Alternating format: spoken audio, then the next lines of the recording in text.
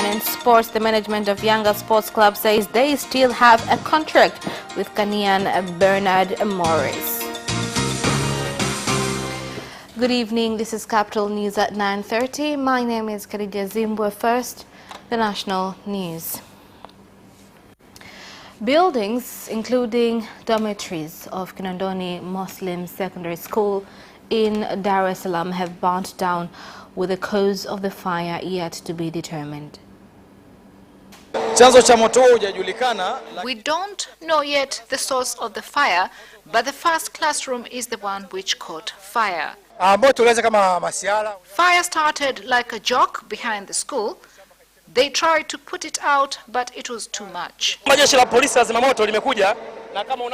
asking if it is possible for the fire brigade to be added more vehicles so we can effectively put out the fire.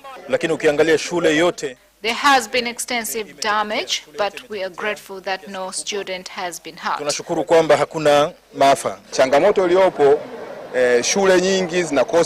One challenge in most schools is that there are no water sources, so we are advising new schools to have fire water reserve. President Dr. John Magufuli has appointed Dr. Jumanne Fika as a regional commissioner of Njombe, taking the place of Christopher Ole Sendeka. Here more details. President Magufuli has also appointed Dr. Alois Nzuki as permanent secretary in the Ministry of Natural Resources and Tourism, replacing Professor Adolf Mkenda. Before his appointment, Dr. Nzuki was deputy permanent secretary in the ministry. The president has also appointed Engineer Anthony Sanga as permanent secretary in the Ministry of Water, replacing Professor Kitila Mkumbo. Dr. Alan Kijazi has been appointed deputy permanent secretary in the Ministry of Natural Resources, and he will continue to hold his position as commissioner of TANAPA.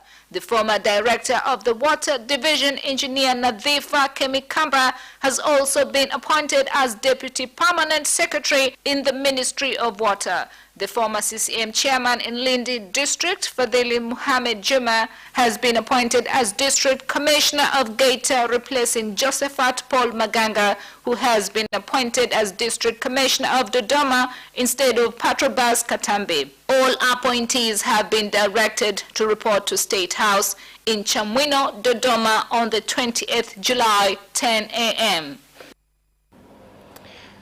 2 people have died on the spot and 28 others were injured after a Kela Express bus traveling from Dar es Salaam to Kela in Mbao region hit an electricity pole, then overturned at Ushirika, a village in Rungwe district.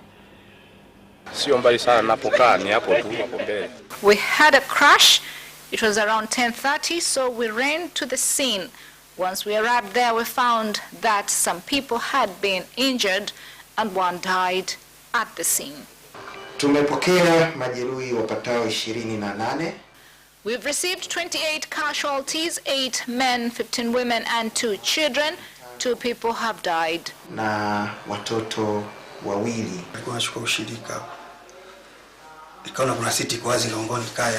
I think the road was slippery because it was raining at the time. In Dar es Salaam, ACT Wazalendo Party's new member and a former Minister of Foreign Affairs and International Cooperation has collected a nomination form to campaign for presidency under the party banner 1 day after joining the party and officially introducing himself. Now, moving on, a total of 319 members of Chama cha Mapinduzi CCM have taken and returned nomination forms for parliamentary seats in 7 constituencies of Iringa region. I will start with the Iringa urban constituency. From the 14th to the 17th, 54 members have come forward. In Kilolo constituency, 38 members have come forward. Mufindi North, 33 members. Mufindi South, 31. Mafinga Urban, 20.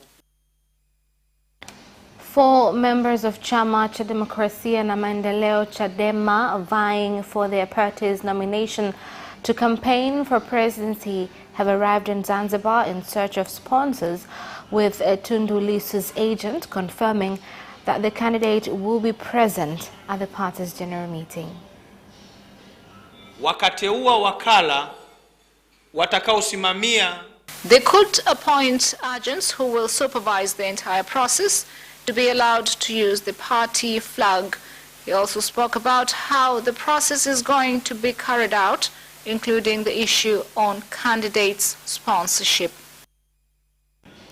Strong winds that have lasted for 3 consecutive days in Mtwara, Kinondoni Municipal have almost caused wreak havoc on fishermen at Mitwero in Lindi region.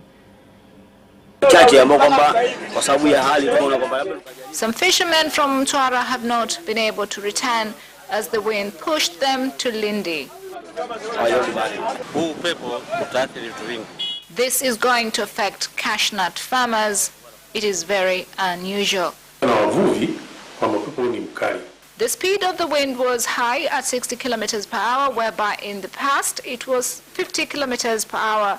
So all precaution must be taken and people must keep distance from big trees. The police force in Kilimanjaro region have arrested 3 people accused of selling and transporting over 10 sacks of cannabis weighing over 300 kilograms. Kata ya Kilema Kusini, askari polisi wakiwa doria. Police officers on patrol have arrested one suspect aged 44, a resident of Usa River, found with 15 sacks of cannabis weighing 379 kilograms. Na ni mkazi wa Usa River, Arusha.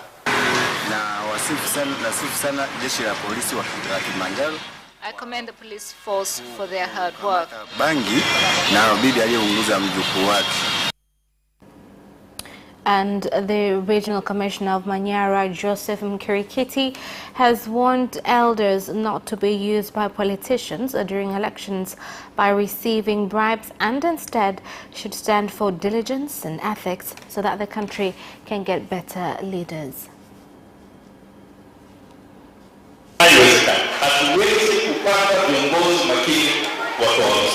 We cannot have leaders who offer bribe. And why offer bribe? We must get good leaders and not ones based on corruption, tribalism, or favoritism.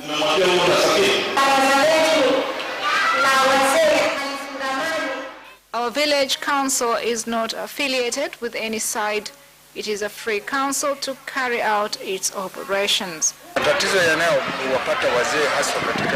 The elderly do not have access to medical care for diseases such as diabetes. It is not easy for them in their areas. And that is the end of national news. International news follows next.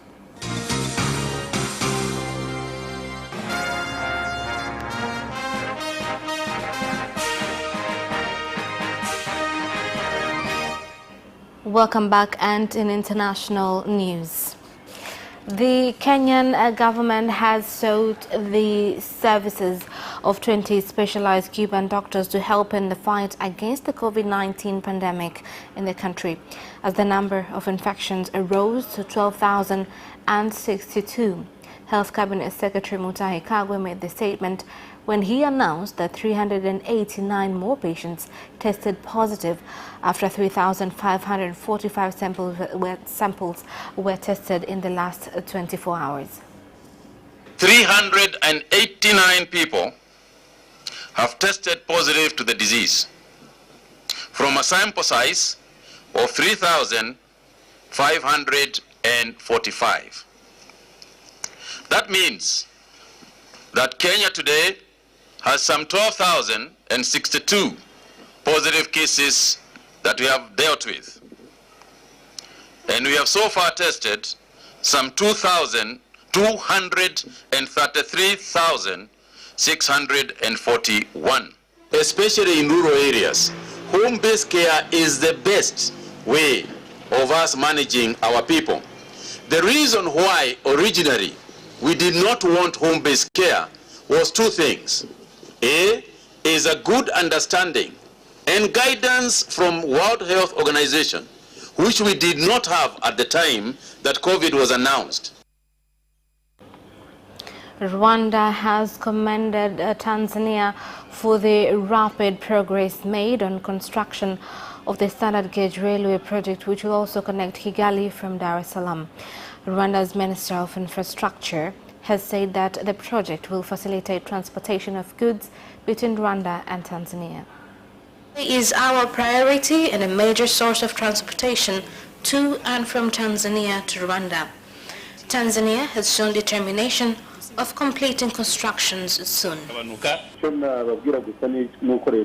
People should know that any religious house that will go contrary to our directive, it will remain closed. Security officers in Kampala, Uganda, encountered challenges in trying to disperse followers of members of parliament Robert Kyagulanyi, popularly known as Bobi Wine, at a meeting he had convened to register new members of the People Power Party.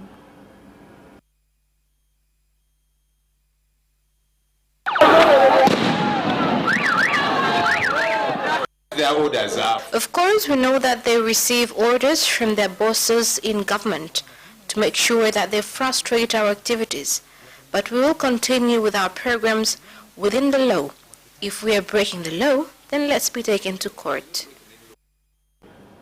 And that is the end of international news. Business news follows shortly.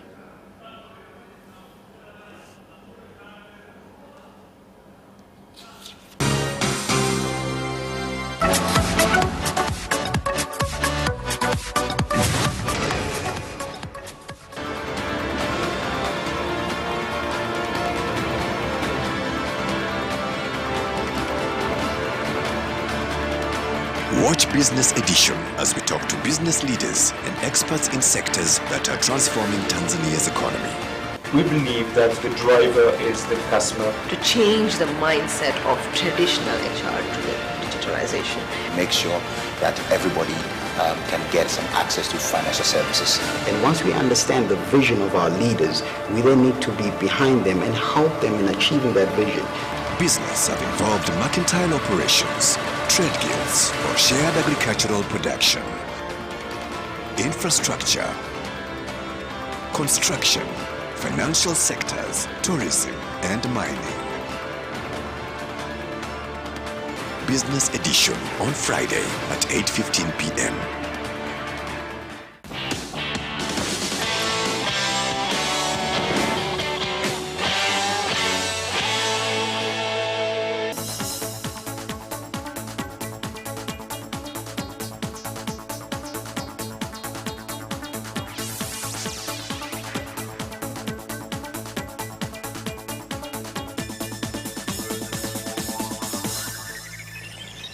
Welcome back, and in business news. Tanzania Women Miners Association TAWOMA has said establishment of mineral markets in various parts of the country has facilitated trade in the mineral sector, increased value addition and government revenue. Tunashukuru sana serikali kupitia Wizara ya Madini. We are grateful to the government through the Ministry of Minerals for the platforms they have established, including the minerals market. Women have been receiving a lot of support from the Minerals Committee, including easy access to lapidary license. We believe that in the coming 5 years, there are better chances of growing further in the sector. The government has said that it's determined to ensure modern technology is used to increase productivity in the livestock sector.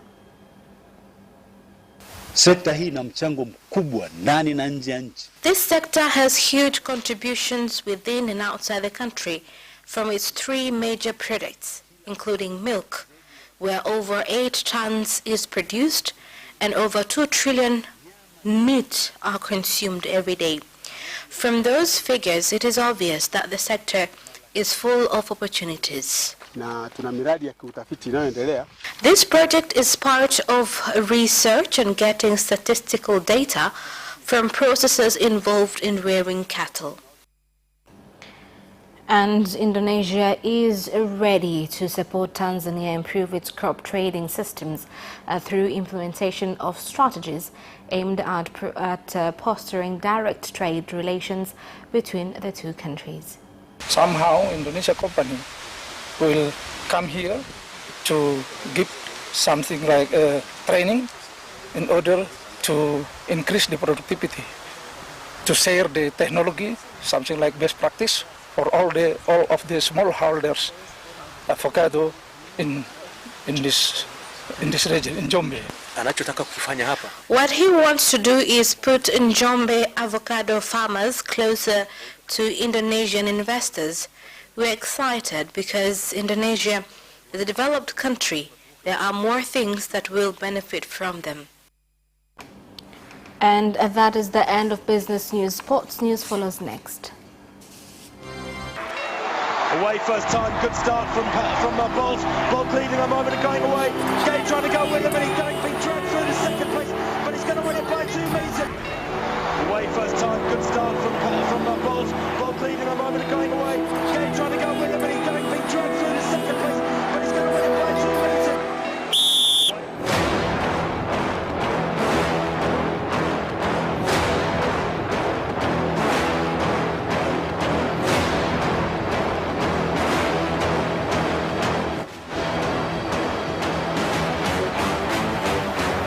Opposition, Joaquinho, he did lose to Lent.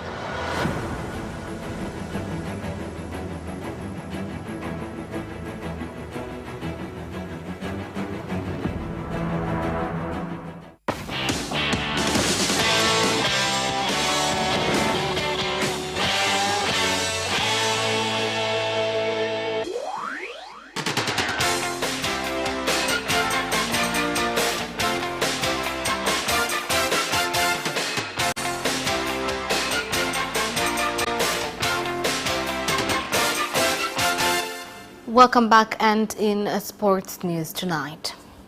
Young Africans management says they still have a contract with Ghanaian Bernard Morrison, and if any team needs him, they have to follow the requirements.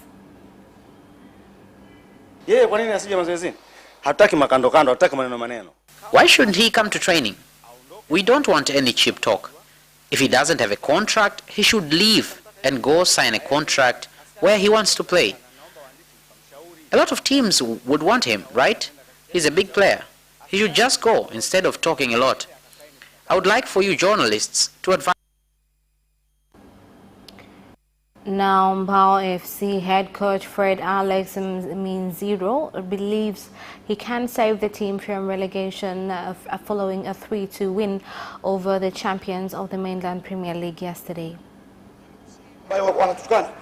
I've heard Simba fans mocking us, and I would like to say we as Mbao have no money. Financially, we are in a very poor condition. The players are working hard just because I encourage them. But the truth is, we don't have any fans. The thing is, we are working hard. So I hear Simba fans mocking us, saying we bought the match. I told them we don't have money. We don't even pay our players. Where can we get money to pay Simba? Barcelona's reign as La Liga champions came to an embarrassing end as Denman Osasuna grabbed injury time winner at the Camp Nou. Hear more details. The 2-1 defeat meant Real Madrid will be champions regardless of their result against Villarreal, but Zinedine Zidane's side pulled off a 2-1 win to open a 7-point game at the top. Lionel Messi, whose sublime free kick was the only high point for the hosts, aimed an angry broadside at the entire club after the defeat. Osasuna took the lead when Adrian Lopez set Pervis Estupiñán free with a clever pass down the left, and his cross was drilled into the bottom corner by striker Jose Arnaiz in the 16th minute. Messi hit the crossbar with a free kick in the 22nd minute, but Barca struggled to create any other clear chances before half-time. The New Orleans Felicians say top overall draft choice Zion Wilson left the club on Thursday to attend an urgent family medical matter. Pelicans say Williamson intends to rejoin the team in the Orlando Arena for the resumption of the season, but they did not specify when he will be able to return or whether he'll miss any games. Williamson will have to quarantine again when he returns to Central Florida, a period that will last at least 4 days and could be significantly longer if he is not tested daily during his absence from the team. Williamson, who starred for 1 season at Duke, has averaged 23.6 points and 6.8 rebounds in 19 games this season after missing the New Orleans' first 44 games while recovering from a preseason arthroscopic knee surgery. And David Moyes has warned that West Ham should beware failing to deliver on grand premises after spending another season fighting for Premier League survival. Who had 3 points above the bottom three before Friday's crucial home game against Watford, have fallen well short in their ambition of breaking into the elite since leaving Upton Park in 2016, and Moyes believes they must be prepared to build patiently if they stay up. The manager's view is that starts with hard graft, warning that the club have too often been viewed as a soft touch by opposing sides. Moyes, who returned for a second stint at West Ham after replacing Manuel Pellegrini in December, faced Watford when he began his first spell in November 2017. And that sports item ends our news bulletin for tonight. My name is Khadija Zimbwe. Thank you for watching and good night.